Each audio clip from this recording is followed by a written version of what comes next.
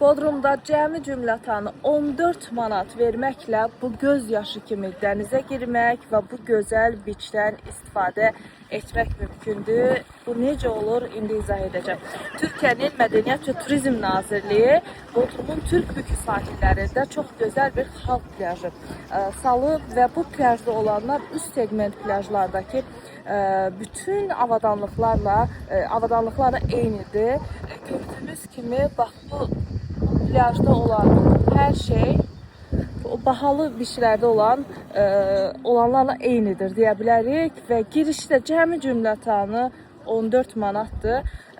Əsl adının belə deyək haqqını verən bir plyaj olub, həm də dənizi də superdir, göz yaşı kimi tərtəmizdir, beach də tərtəmizdir və yemək, içmək də qiymətləri də necə deyirlər, xalq plyajına uyğun bir şəkildə tətbiq olunur. Sadəcə alkoqollu içkilər nə gətirmək olar, nə də buradan satın almaq olar. Ancaq beach olaraq çox gözəldir. Cəmi cümlətanı 14 manat.